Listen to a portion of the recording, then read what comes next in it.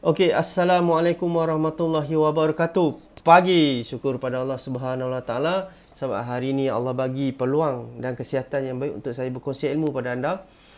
Hari ini kita punya tajuk adalah berkenaan dengan wasiat lisan. Ramai sangat orang bertanya berkenaan dengan wasiat lisan ni boleh ke? Ada masalah ke? Sebenarnya memang ada isu lah kemudian hari. Sekarang mungkin tak ada masalah. Kalau pewasiat tu dia nak wasiatkan, tak ada masalah kalau nak secara lisan. Kalau kita tengok dalam Seksyen 3 enactment wasiat orang Islam Negeri Selangor 1999 menyatakan jika seseorang tu tak boleh wasiat secara bertulis ataupun lisan, dia hendaklah berbuat dengan bahasa yang dia fahami, iaitu bahasa isyarat lah. Lepas tu pula jika buat dengan wasiat secara bahasa isyarat ni, kena ada saksi dua orang. Sebenarnya kalau tak boleh nak lisan, boleh je, ada peruntukan untuk buat bahasa isyarat, tapi lebih baik secara proper lah, bertulis. Sebab kalau buat dengan syarikat amanah yang saya buat ni, jika ada orang tu dia tak faham, dia tak boleh baca, asalkan ada orang boleh translate konten dalam wasiat dia tu, tak ada masalah. Sebab kalau kita buat secara lisan ni, kita takut dipertikaikan nanti. Kita sebagai contoh, pewasiat mungkin ada hasrat tertentu, dia nak wakafkan sebahagian harta dia, ataupun dia ada hutang yang perlu diselesaikan. Kita takut benda-benda macam ni tak dapat nak dilaksanakan. Sebab apa? Contoh wasiat sekadar lisan, hanya bercakap ke orang je. Contohlah cakap ke anak pertama je, tiba-tiba anak pertama tu meninggal, dia pula tak bagi tahu dekat waris-waris yang lain. Jadi takut pesanan tu tak sampai, jadi benda tu tak terlaksana. Jadi dia akan menyusahkan waris-waris faraid nanti sebenarnya. Lepas tu pula kalau kita tengok bila berlaku masalah nak dipertikaikan benda tu, ada pula contoh waris yang tak puas hati ke apa, nak pertikaikan pula wasiat tu. Dia memang ada peruntukan undang-undang. Kalau nak kata nak buat pengesahan, kita cakap nak buat pengesahan wasiat, kena pergi kat Mahkamah Tinggi. Kalau kita tengok dalam Seksyen 61/3 enactment pentadbiran agama Islam 2003 bagi negeri Selangor, adalah bidang kuasa Mahkamah Tinggi untuk buat pengesahan wasiat ni.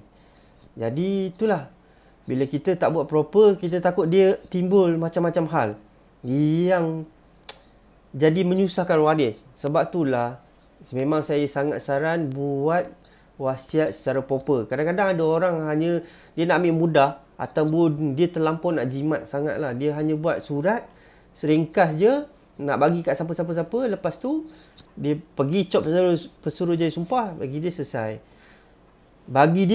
Tak sebab nak jimat. Alah, cop RM8 je, buat apa nak buat keluar duit banyak-banyak. Tu masalah orang kita tu. Bila buat macam tu, masalah timbul, orang petikai. Lepas tu hasrat dinyatakan tu pun tak dapat nak dilaksanakan sebab orang tak tahu ke apa semua. Lepas tu masalah yang berkaitan dengan wasiat ni sebenarnya adalah berkenaan dengan pentadbiran. Siapa yang nak menguruskan wasiat tu sebenarnya. Sekadar nak, memanglah kalau tengok wasiat ni, apa maksud wasiat? Wasiat ni adalah ikrar daripada seseorang untuk menguruskan harta dia selepas dia meninggal. Tapi siapa yang nak menguruskan? Itu yang jadi pertikaian banyak tu.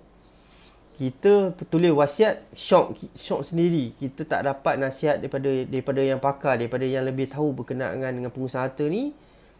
Kita takut wasiat tu disalah ertikan. Timbul pertikaian lah, macam-macam perkara.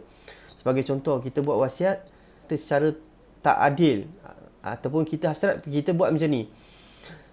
Contoh, rumah bagi dekat anak B, anak A, ataupun bisnes bagi dekat anak A.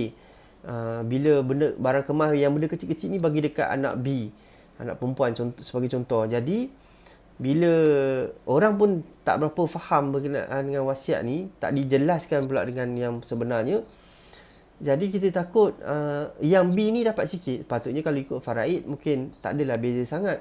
Ini bila kita pun buat hasrat macam tu, yang nak menerima dia pun mungkin tak ada pengetahuan, tak dapat daripada pandangan daripada yang pakar. Jadi wasiat tu jadi bermasalah. Kita takut benda macam ni lah. Ada jadi tak? Ada. Lepas tu Sebab saya ada kes, bila benda tu dah berlaku, dah 10 tahun arwah meninggal, tiba-tiba timbul pula isu yang macam ni. Boleh ke macam ni kalau nak petikai ke apa semua kan. Jadi benda dah agih, dah pergi dekat apa semua, dah diurus dia agih. Macam mana nak petikai, jadi susah lah. Sebab apa puncanya je? Satu, daripada kita yang tak berapa faham fungsi wasiat tu. Lepas tu, yang nak terima ni pula pun kurang tahu. Kurangnya pengetahuan.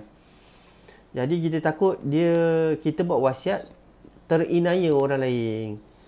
Terinaya dari sudut harta, menerima harta, terinaya dari satu sudut menyusahkan waris. Jadi kita tak nak benda-benda macam tu berlaku.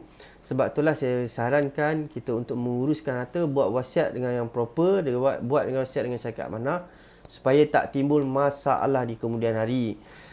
Jumpalah orang yang lebih pakar, tahu berkenaan wasiat ni, yang boleh advise betul-betul.